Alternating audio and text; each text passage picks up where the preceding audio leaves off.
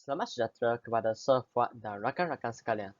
Nama saya Lee Kai Lun dan hari ini saya akan membentangkan impak peningkatan harga bahan barangan Malaysia terhadap peniaga-peniaga di Universiti Utara Malaysia. Dalam bab 4 iaitu tapatan kajian, kajian tersebut merangkumi tapatan kajian, analisis kajian serta penemuan kajian. Kajian tersebut melibatkan 54 responden dan 10 daripadanya menerima temu bual dengan penyelidik semasa menjawab soal selidik. Selain itu, kajian tersebut dijalankan pada Inasis Tradewin Proton, Inasis TM Grant, Inasis SME Bank, Inasis Bank Rakyat dan VMO. Kajian tersebut juga menggunakan kaedah analisis deskriptif. Dalam demografi responden, Rajak 4.1 menunjukkan bahawa majoriti responden yang terlibat adalah perempuan iaitu sebanyak 66.7% berbanding dengan lelaki hanya 33.3%.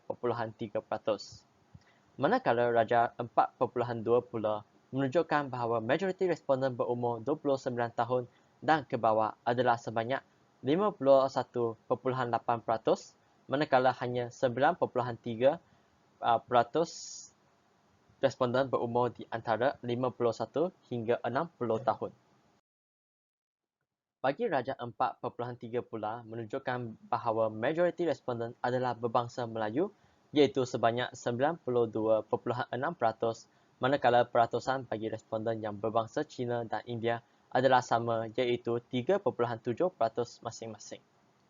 Dalam jenis perniagaan responden pula, majoriti responden menjalankan perniagaan makanan iaitu 66.7%, manakala jenis perniagaan yang paling kurang adalah perkhidmatan pos dan kurier, perkhidmatan dobi, perniagaan tudung serta perniagaan alat tulis iaitu 1.9% masing-masing.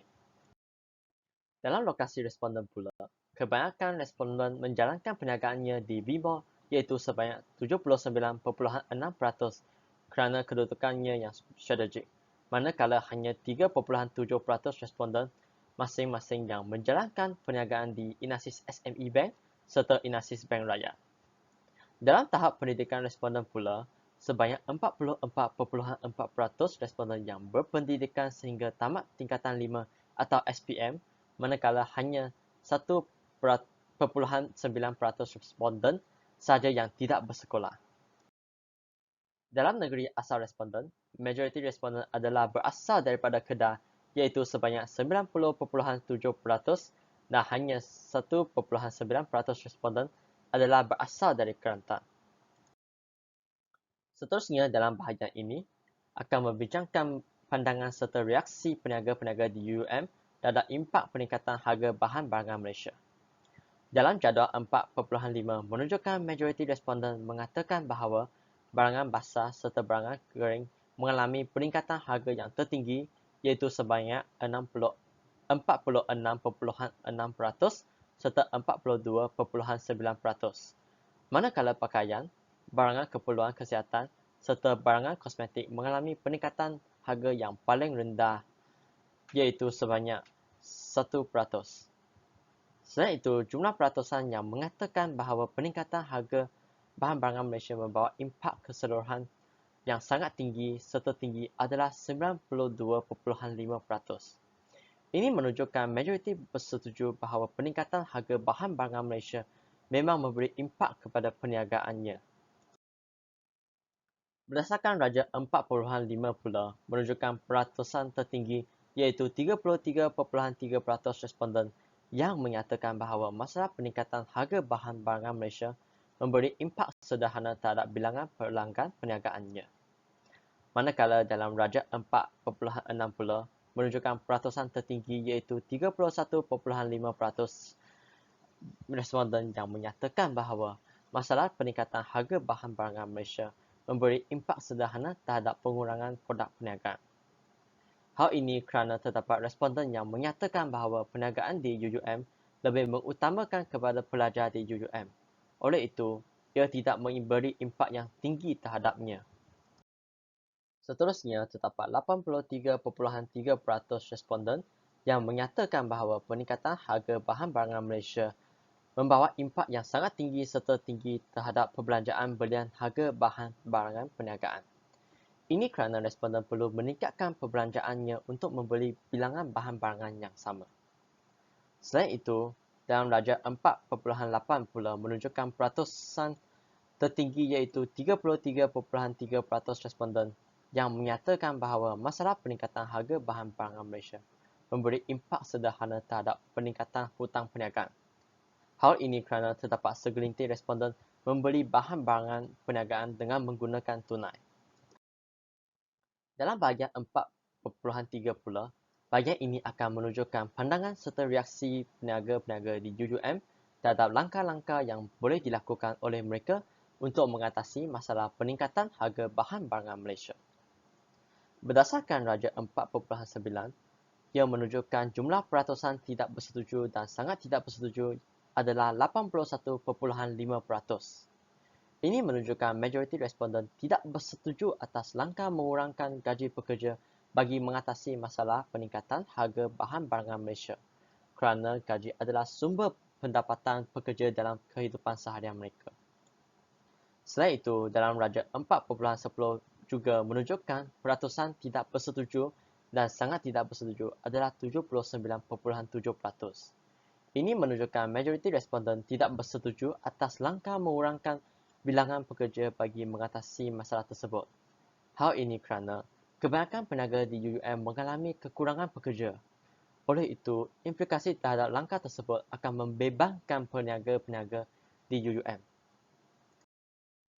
Dalam raja seterusnya menunjukkan sebanyak 79.9% responden yang tidak bersetuju dan sangat tidak bersetuju bahawa memendekkan tempoh operasi dapat mengatasi masalah tersebut. Hal ini kerana terdapat peniaga yang menyatakan bahawa memendekkan tempoh operasi akan menyebabkan perniagaannya kehilangan pelanggan. Raja 4.12 pula menunjukkan sebanyak 74% responden yang bersetuju dan sangat bersetuju bahawa menjimatkan bil utiliti dapat mengatasi masalah peningkatan harga bahan-barangan Malaysia.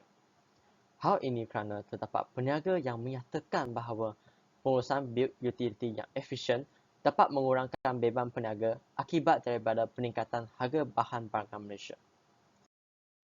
Berdasarkan Raja 4.13 pula, terdapat 88.9% responden yang tidak bersetuju dan sangat tidak bersetuju bahawa membuat pinjaman daripada pihak ketiga dapat mengatasi masalah tersebut. Ini kerana terdapat segelintir peniaga yang menyatakan bahawa pinjaman seharusnya dielakkan bagi mengurangkan liabiliti perniagaan.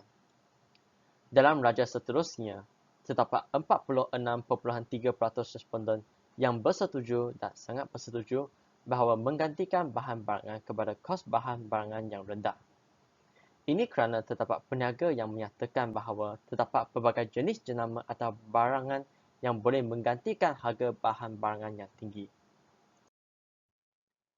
Berdasarkan Raja 4.15 menunjukkan jumlah peratusan 46.3% responden yang bersetuju dan sangat bersetuju bahawa meningkatkan harga jualan dapat mengatasi masalah tersebut.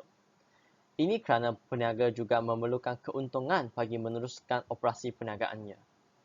Dalam raja seterusnya pula menunjukkan jumlah peratusan 72.2% responden yang bersetuju dan sangat bersetuju bahawa mengelakkan pembelian stok yang berlebihan dapat mengatasi masalah peningkatan harga bahan-barangan Malaysia. Ini kerana pembelian stok yang berlebihan akan menyebabkan pembaziran dan mengurangkan keuntungan perniagaan. Seterusnya, dalam Raja 4.17, terdapat 85.2% responden yang tidak bersetuju dan sangat tidak bersetuju atas langkah membuat laporan kepada pihak berkenaan dapat mengatasi masalah peningkatan harga bahan-barangan Malaysia. Hal ini kerana terdapat responden yang menyatakan bahawa pihak kerajaan tidak melaksanakan tugas dalam mentadbir negara dengan efisien. Dalam raja seterusnya pula, majoriti responden iaitu sebanyak 46.3% tidak pasti bahawa memboikot barangan yang menaikkan harga dapat mengatasi masalah tersebut kerana terdapat segelintir responden yang menyatakan bahawa memboikot barang yang menaikkan harga tidak dapat menyelesaikan masalah belian bahan-barangan perniagaan.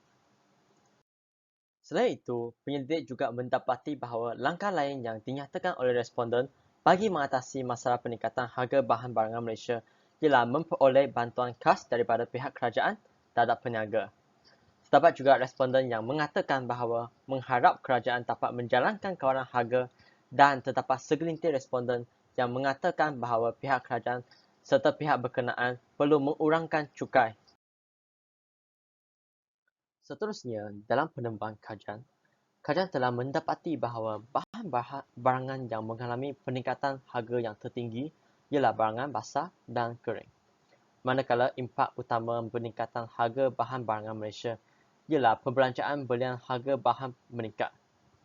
Dalam langkah mengatasi masalah peningkatan harga bahan barangan Malaysia pula, 3 langkah terbaik dalam mengatasi masalah tersebut adalah menggantikan kepada kos bahan yang rendah, menjimatkan bil utiliti serta mengelakkan pembelian stok yang lebihan. Seterusnya dalam bahagian bab 5 iaitu rumusan, bahagian ini akan merangkumi 5 sektor iaitu implikasi dasar, ramalan, cadangan, kekangan kajian serta sarana.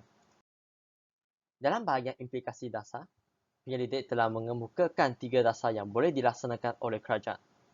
Pertama ialah pihak kerajaan boleh menetapkan dasar kawalan harga terhadap sesuatu barang di pasaran iaitu menetapkan harga sesuatu barang pada tingkat yang lebih rendah daripada harga keseimbangan di pasaran.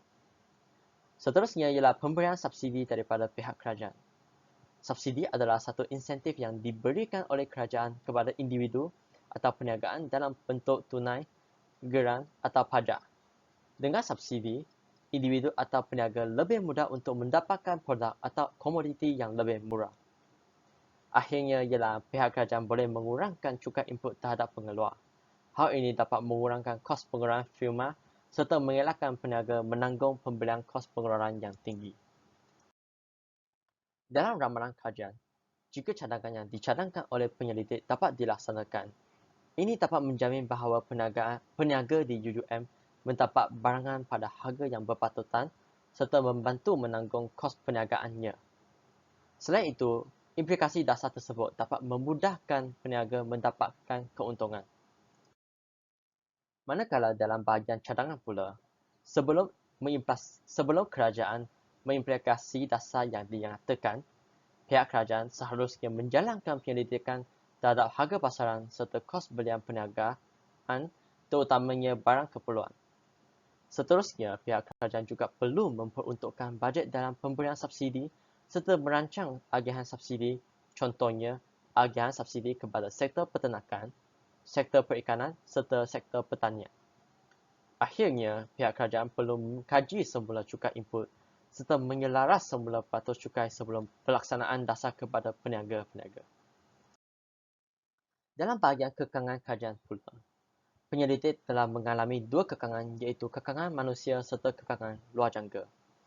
Bagi kekangan manusia, terdapat segelintir responden yang ingin memberi kerjasama dalam menjalankan temu bual dengan penyelidik kerana kesibukan. Manakala bagi kekangan luar jangka, terdapat perniagaan telah tutup operasi akibat pandemik COVID-19 dan tidak operasi lagi sehingga kini. Antaranya ialah restoran Subaidah Nasi Kandar yang terletak di Inasis Trade Winds. Sarana penyelidik adalah berharap dapat mengadakan temu bual bersemuka dengan lebih ramai responden dan dengan sebaik mungkin. Ini kerana dengan temu bual bersemuka, penyelidik dapat bertanya lebih banyak soalan kepada responden dan mendapatkan maklumat yang lebih lanjut. Secara kesimpulannya, penyelidik telah berjaya menjalankan kajian tersebut untuk mendapatkan data serta maklumat berkaitan objektif kajian. Selain itu, penyelidik juga berjaya menganalisis setiap data serta maklumat dalam dapatan kajian. Itu sahaja daripada saya. Terima kasih.